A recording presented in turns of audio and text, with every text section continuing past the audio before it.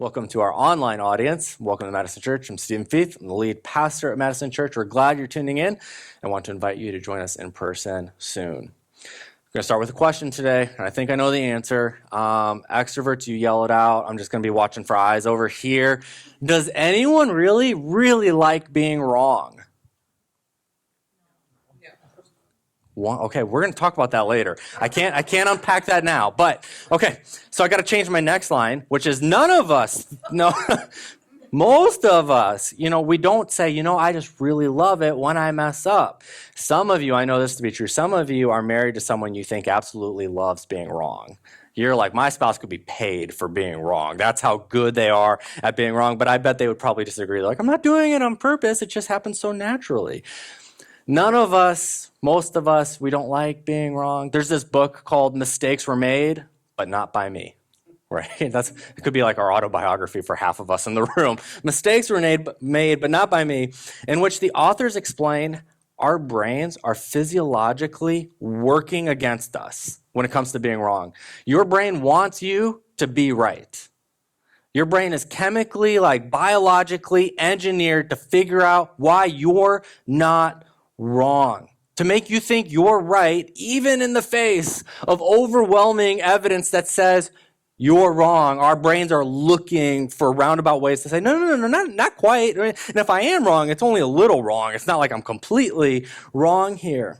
One example from the book recounts an event that took place over 50 years ago. A social psychologist named Leon Festinger infiltrated a group. This is kind of like a culty type of group, and they believed that the world was going to end on December 21st. This is about 50 years ago. On December 21st, the world was going to end.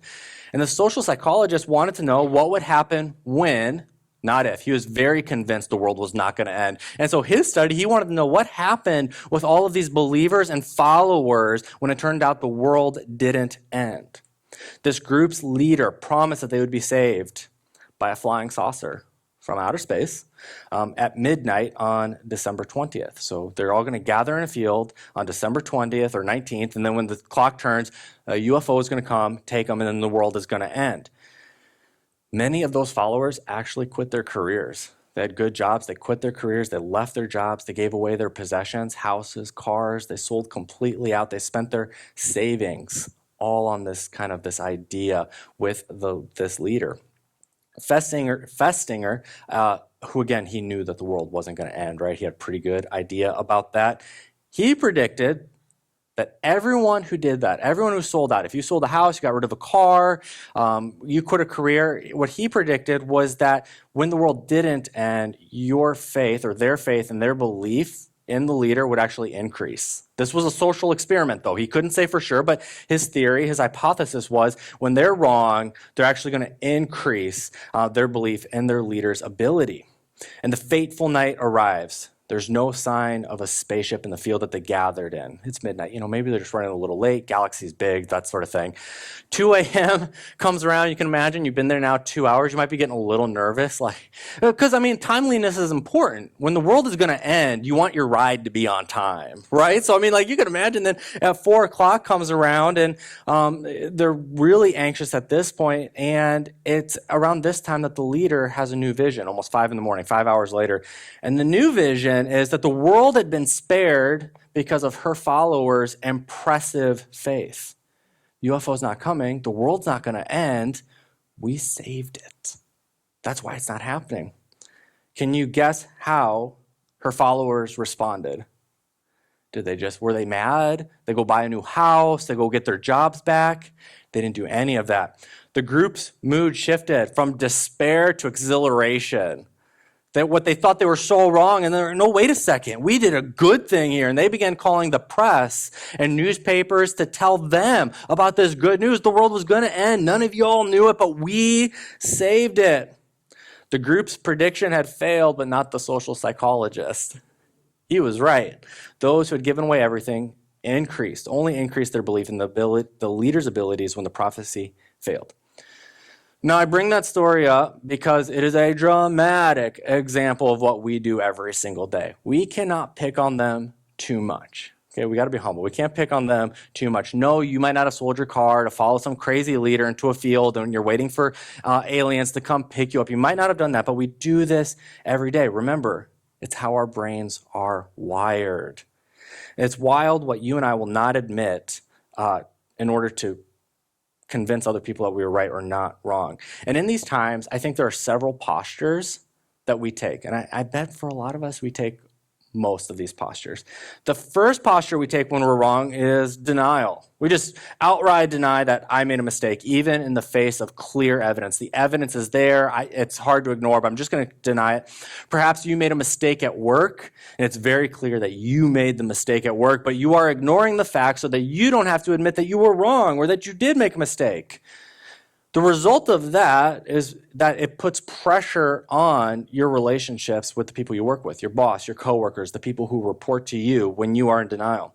Some of us use avoidance. We just avoid the topic altogether. We refuse to acknowledge, discuss the mistake or the consequences that it might have caused. This could be in a romantic relationship. For example, you don't talk about a time when your partner was unfaithful. Perhaps with finances, you had a bunch of money saved up and they went off and they spent it all. So that's a form of unfaithfulness. Perhaps it was they cheated on you. They were unfaithful with their intimacy. And you both know it happened at this point.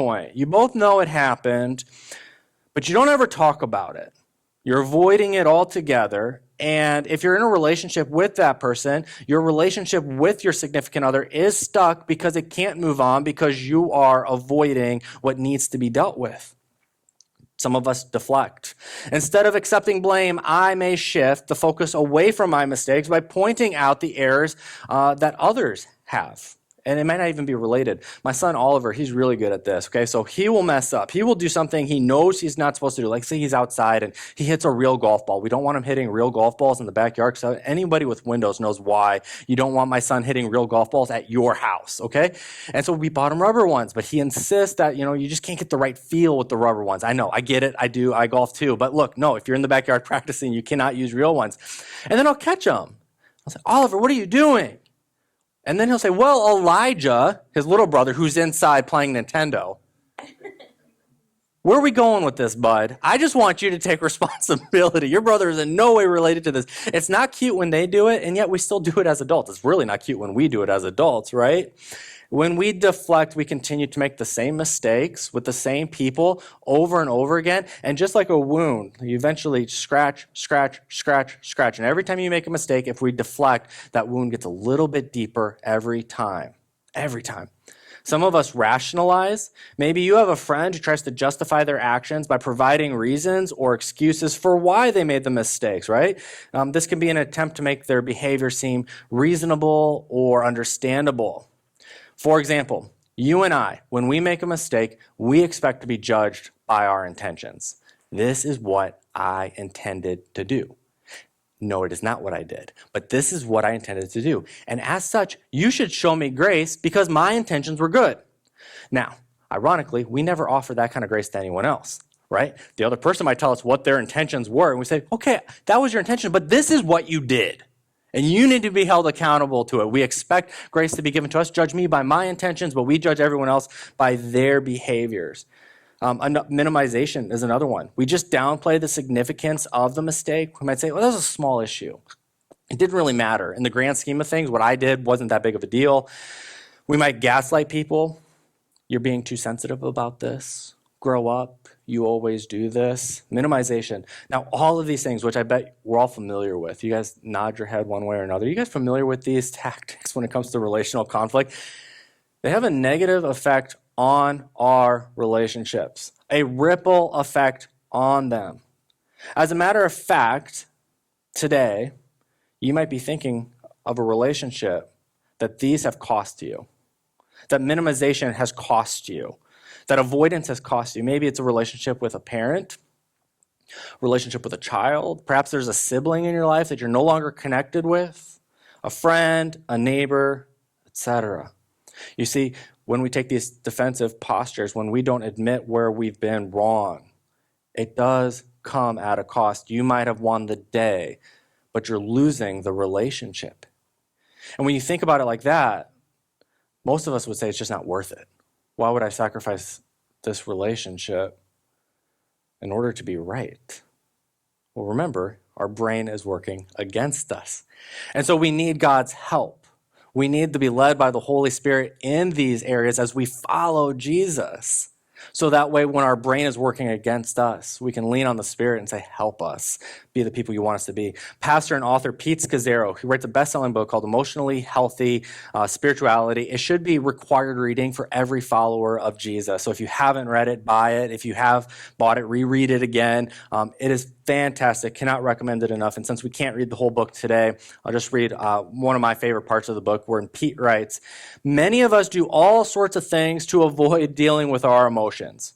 We change churches, we make different friends, we lose ourselves in addiction, etc. This is similar to moving around to different chairs on the Titanic. Listen to this. Unprocessed emotions don't die. They get buried alive. If our emotions aren't properly acknowledged, they will find a way to come out often in destructive ways. How profound is this quote? What Pete writes here, so profound. Imagine if you don't understand here, okay, imagine your relationship is a boat. Every relationship you have is a boat. But imagine one relationship, you're in the boat. And what Pete is saying is that when we deny and when we avoid and when we rationalize, when we minimize, those represent different chairs on a boat that is about to hit an iceberg and crash and be done. And everything is going to be damaged and ruined and not be able to get saved. And what do? Pete says, when we don't change the direction of the ship, when we don't address the issue, which is the direction of the ship, all we're doing is moving chairs. We're getting a different view of what's going to be the same end. And I think, and what I want to propose and argue this morning is let's course correct. All of us probably have a relationship in our lives right now that we need to tweak the direction in which we are heading. Relationships are challenging. Relationships do require effort. I'm sorry if this is the first time in your life you are hearing that. That's a real bummer, but it is true. All relationships require work. And I think the last few years have really highlighted that. I think the last few years, probably since 2020, you had relationship problems before the pandemic. I'm not blaming the pandemic for your relationship issues, but I'm guessing it really accelerated after 2020. Some of us are in open, hostile conflict with people in our lives. People that we really like, people we love. Some of us are estranged from family and friends that we weren't estranged from 4 or 5 years ago. While others of us are just silently holding in the resentment and the bitterness until eventually it comes to the point you blow up and then you will be in open, hostile conflict with them and possibly estranged. The pain and frustration of broken relationships take a toll on us. Not just our health and not just our happiness, but our spirituality as well. However, as we discussed last week, a common trap that we all fall into is thinking that if the other person would just change, everything would be fine. If the other person did that, if the other person didn't do that, if the other person said, oh, sorry, if the other person didn't avoid, the relationship would be fine. But remember, while in some cases that's true, acknowledge that, some cases that's true, in this series we're focusing on the one person you can control. And there's only one person in the history of the universe that you can control, and that is yourself. And so as we seek relational restoration in our lives, we first have to come to the realization that it starts with us and that we must do the work. And that is going to be the hardest part of this entire study. I will tell you Bible stories you've probably heard of before. I will talk about concepts you are likely familiar with. The hardest part of the study is going to be taking the things that we talk about, taking the things that we learn from Jesus and putting them into practice. And that's where I imagine a lot of us are going to hit a barrier. The easy part is showing up and listening. And I'm not trying to discredit you for being here today. I'm really glad you're here today. Thank you for being here today. If you're watching or listening online, thank you. I'm not trying to take anything away from that. But the best part of this series will be if at the end, a relationship that you're missing right now is restored. Now, an important note here, as I did last week, restoration may not be feasible or even healthy in all relationships. I am not advocating that you go back to a toxic environment or an abusive relationship. Don't do that. I don't want you to do that. Nobody here wants you to do that. If you got out of an abusive or toxic relationship, good. Don't look back. That's not what this series is about. And if you are in one of those relationships right now, would you let us know if you want to get out? Because we would love to help you, and we have resources in which we could serve you. Now, last week I discussed how relational restoration begins with our relationship with God. That's where we started. It begins with our God. We want to immediately think, what are the techniques I need to do? We want to read the Psychology Today articles. I love those things too, but it really begins with God. Why? Because our relationships with other people are broken because our relationship with God is broken, and sin permeates our relationships. Sin permeates every aspect of our lives. You might not think so. You might say, well, no, the reason my relationship is broken is because of their anger issue. The reason my relationships are broken is because of my addiction, etc., etc. And at the surface level, that's true. But remember, things like anger issues, things like addiction, they didn't always exist. When God created the world, it was good. And those things didn't exist in relationships, and people could live in harmony with one another. And then what happens? People do bad things. We make selfish choices. Sin enters the world. This is confirmed by James, the brother of Jesus. He might have known a thing or two about sin. He observes this, that sin ruins our relationships. He warns readers. Where do you think all these appalling wars and quarrels come from? Do you think they just happen? Think again. They come about because you want your own way and fight for it deep inside yourselves. You lust for what you don't have and are willing to kill to get it. You want what isn't yours and will risk violence to get your hands on it.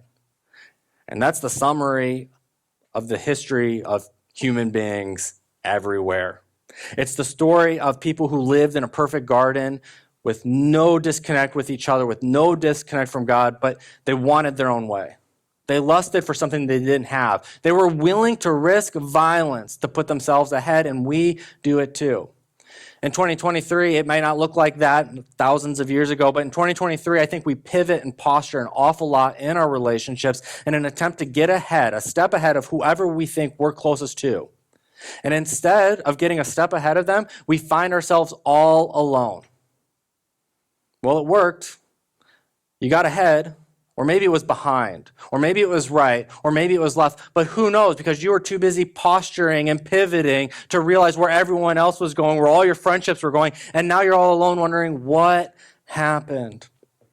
My prayer for you in this series is that God would bring to mind one relationship that you know is worth fighting for, one relationship that you know God wants you to restore. And I want you to keep that person in mind throughout the entire series and put the things into practice that we're talking about with that person.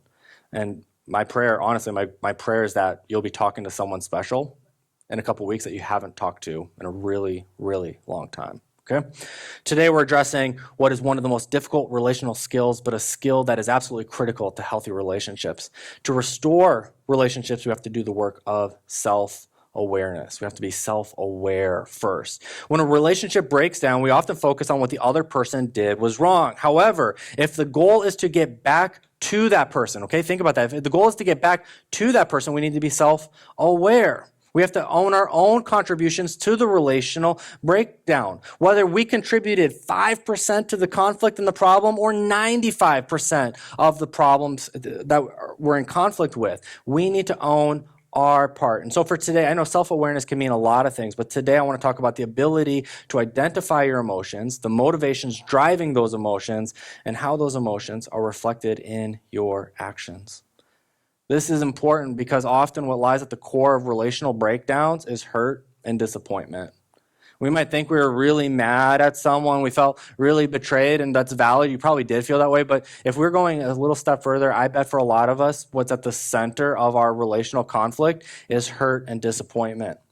Unmet expectations can lead to emotions like sadness, fear, grief, loneliness, and as such, unhealthy patterns emerge. You might begin to lash out at other people or giving people the silent treatment. You're more passive aggressive and you're just going to cut someone off altogether. And then we try to get friends and family to agree with us, be on my side. And so I strike first. I try to tell the story first. I try to tell my side of the story first. So that way I get in there first and I get the support.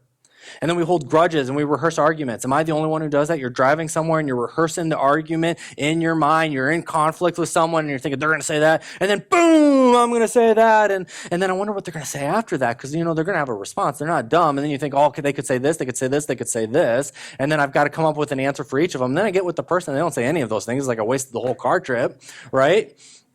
That's what we do. And ultimately, we end up trying to get back at someone rather than get back to them. We do that, right? We try to get back at someone rather than back to them. This is the difference between revenge and restoration. What's your motivation? Is it revenge or is it restoration? When a relationship breaks down, it can be so easy to deceive ourselves into thinking that the problem lies with the other person, and we convince ourselves that it's the other person who is wrong, and not just a little wrong. They were completely wrong, and I was completely right. But if the goal is to get back to that person rather than getting back at that person, we have to begin to do the work of self-awareness. And we have to get real about the ways in which we have all contributed to the breakdown. And so I want to look at Matthew 7, 2 analogies that Jesus gives that are going to help us today become more self-aware. And so if you want to follow along in the house Bibles and your smartphone, the words will continue to be on the screen. We're going to Matthew 7. This is kind of toward the end. Jesus is wrapping up his most famous sermon. It's the Sermon on the Mount. He's spent most of this time so far talking about topics like worry and wealth. And he's kind of, as he's done so, he's called out the religious leaders an awful lot. And so if you're a disciple sitting at the feet of Jesus and he's giving the most famous sermon, only other people will ever read about this, but you get to be there in person, and you're thinking probably pretty highly of yourself. How cool is this? And we're not like those religious elites. Well, Jesus, before he ends the sermon, says, okay, now let's talk about you for a second. Like, well, no, this was a good part to end. Jesus, you had it. Just land the plane, buddy. It's noon. We got to go get pizza. No, Jesus says there's one more thing. And he's going to focus on his disciples. And he's going to point out that, the religious leaders didn't just wake up one day and decide to be like that. Hypocritical. It was a slow burn. And it started with their relationships breaking down. So Jesus focuses now on relationships when it comes to his disciples. And so let's pick up with verse 3 in chapter 7. Jesus says, why worry about the speck in your friend's eye when you have a log in your own? How can you think of saying to your friend, let me help you get rid of that speck in your eye, when you can't see past the log in your own eye? Hypocrite. First, get rid of the log in your own eye, and then you will see well enough to deal with the speck in your friend's eye. Jesus tells a lot of parables, and afterwards, the disciples have to come to him and say, what did you mean by that? Because they're trying to be cool and yeah, we get everything, but explain this for maybe a 5th grader or something. And they always do this. But in this analogy, they don't. Well, they don't have to. This analogy is so exaggerated. Jesus is saying, think of a plank, a 2x4 here. And this is what's in your eye. Let me ask you a question. If this thing was jammed in your head right now, how well do you think you could see anything? Anything, an elephant in front of you. If this was jammed in your head, you couldn't. You absolutely could not if this was jammed in your head. Now, how do you know if someone has something in their eye? A speck. That's what Jesus calls it. He says they have a speck in their eye. How do you know? Can you see a speck in my eye? Can I see a speck in yours, the dust, whatever? No, we can't. How I know you have something in your eye is maybe you're blinking a lot, rubbing some, doing one of these weird things. I can see that you're trying. I can't see the speck. I can just see how you're reacting to the speck. And Jesus says, that's it. You can't even see the speck with your normal eyes. How are you going to be able to see the people rubbing and trying to get something out when you've got this covering you up? And he calls them hypocrites. He says, stop focusing on what the other person did. Stop blaming. You can't do anything about it anyway. Take responsibility for you. And so for those of you who are in the room, you like Jesus. You're like, I don't know about the Christian church. They're kind of a big group of hypocrites, right? A couple things about that. One, I think being hypocritical is probably just a human thing. We're all kind of hypocritical no matter what you believe. But two, I understand why you think the Christian church is more hypocritical, because we tend to be very bold about our hypocrisy. I mean, we really think that we know the right answers for everyone. And if you're someone and you like Jesus and you're not sure about the Christian church, I want to offer you some good news today. Jesus agrees with you. Like, you read this passage, what does he call us? Hypocrites. His disciples. He says, you are hypocritical. And yet, let me point out that Jesus doesn't walk away. Jesus still loves his church. He still loves you. He still loves me, despite being hypocrites. Now, that's not to justify us being hypocrites. What's Jesus say? Get the piece of wood out of your freaking head. That's what he's saying. He's saying, stop doing that. Jesus challenges us to pay attention to our own issues, our own problems. Become self-aware of what you've got going on. Because this is actually something that you can do for yourself. You can remove this if you want to. When we find ourselves in relational conflict, the natural tendency is to want to focus on what the other person did. However, self-awareness, humility, what Jesus teaches, it involves acknowledging what I got wrong. This plank represents the things that I get wrong.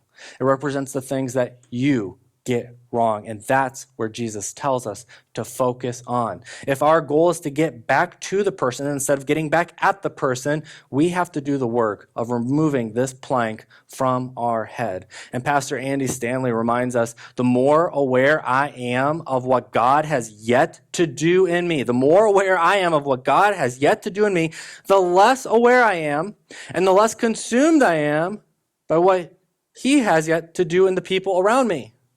Andy is saying that when I recognize what God wants to do in and through me, I become so consumed with that I can't worry about what God wants to do in and through you. I'm so consumed with that. And it's in this process that we begin to take this out and ask God to help us. Think about that relationship that you want to see restored. That relationship that's broken, that name, that face that we've been asking God to put in your heart. Have you identified the plank in your eye? Have you owned the aspects of it that you blew it, where you blew it?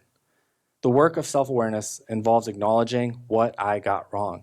And this isn't to make you feel bad. It's not to make you feel ashamed or guilty, because God offers us love, grace, and forgiveness. And as such, we can walk in the boldness, knowing that even if that other person doesn't love us, even if the other person doesn't forgive us, even if the other person doesn't extend us grace, that God still does. Jesus' wisdom about self-awareness is not always about what we get wrong, right? I'm not saying here that you're always wrong in every relational conflict. There's another side to it too. Sometimes you're right. And that's where Jesus goes next. He talks about it in verse 6. He says, don't waste what is holy on people who are unholy. Don't throw your pearls to pigs. They will trample on the pearls, then turn and attack you. Now, Jesus' analogy about planks and specks are pretty straightforward, right? You got the plank, you got the speck in the eye, we can understand this. But the pearls and pigs is not, especially that first sentence. Don't waste what is holy on people who are unholy. Let me tell you what Jesus is not saying here, okay? Because we might think that, well, if I'm a Christian, I can't do things for people who aren't Christians. Or if I'm a follower of Jesus, I shouldn't associate with unfollowers of Jesus. That's not at all what he is saying. The late and great theologian, Dallas Willard, explains what this passage means, as well as how it connects to the previous passage. Remember, context is really important, and here he ties it together. Willard argues that Jesus is not suggesting that certain classes of people are to be viewed as pigs. This isn't rich, poor, left, right, follower of Jesus, not follower of Jesus, not that at all. What he points out is that there's a problem with giving pigs pearls. Pigs will eat anything. Do any of you live on a farm and have pigs? They will eat anything. You just give them any sort of slop, they'll eat it up. Pigs will try to eat pearls, and they cannot digest them at all. You can give a pig a pearl, he'll try to eat it, but it cannot provide any nourishment for the pig's body. And what Willard believes that Jesus is addressing is this, in this unusual analogy, is that this is our effort to give good things to people who are simply not in a position to be helped by them. You do have good things to offer in a relationship. They're pearls. They're valuable. They have worth. But there might be people in your life who are not yet ready to receive what you are trying to give them. They're not nourished by it, and as such, they're not helped by it. And what Jesus is telling us in this analogy of pearls and pigs is that self-awareness isn't just acknowledging what I got wrong. Self-awareness is acknowledging what I got right, but maybe in the wrong way. I might be right. I have worth. I got all this. But then to just give it away to someone who can't nourish it isn't helping what we're talking about with the relational restoration. Dallas Willard writes, again, another book that every Christian should be required to read, The Divine Conspiracy. He writes, what a picture this is of our efforts to correct and control others by pouring our good things, often truly precious things, upon them. Things that they nevertheless simply cannot ingest and use to nourish themselves.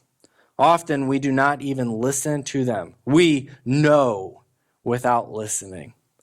Jesus saw it going around him all the time, as we do today. And the outcome is usually exactly the same as with the pig and the dog. Our good intentions make little difference. The needy person will finally become angry and attack us. The point is not to the waste of a pearl, but that the person given the pearl is not helped. The point is not the waste of a pearl, but that the person given the pearl is not helped. Think about that relationship that you want to see restored. Could it be that in the past you have offered them pearls when that person wasn't in a place to digest them? You were right. What you said was true. Again, I'm not trying to beat you up and say that every time you have a relational problem, you were wrong. You were right. And to this day, you don't have a hard time justifying the choices you made, the things you did, the things you said. But let me ask the question that I've asked several times now. What is your goal? Is it revenge or restoration? Is it to get back to the person or get back at them? Now, the work of self-awareness is not easy. And some of us need the help of a counselor or a trusted spiritual advisor, someone like a pastor, to help us understand the emotions going on inside of us. And if this is where you feel like you would benefit from some work, I've already asked Lindsay permission to bring this up, but Lindsay does this work. This is what she does. She could meet with you and begin to hash these things out. And I just want to give her a quick plug here that she's probably the most emotionally intelligent person I've ever met in my life. That's not an insult to the rest of you. It's just to speak to her giftedness in this.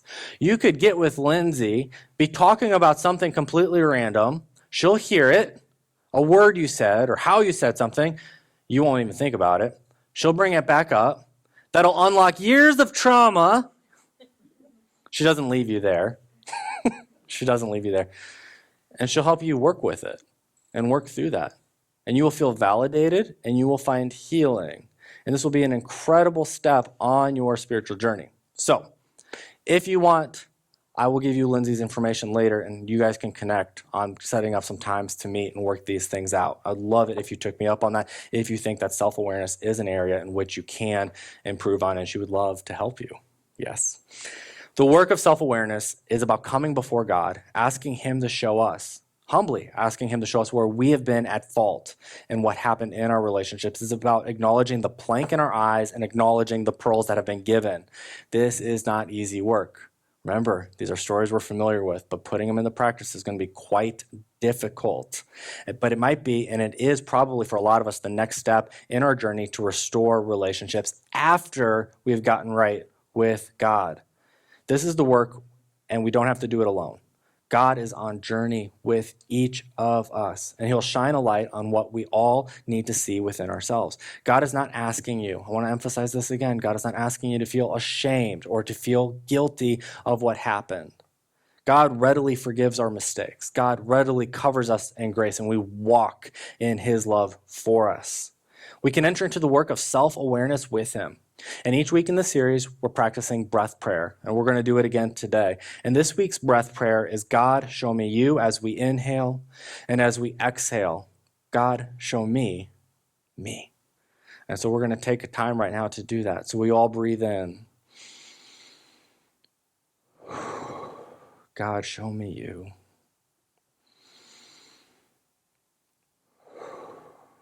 Show me me.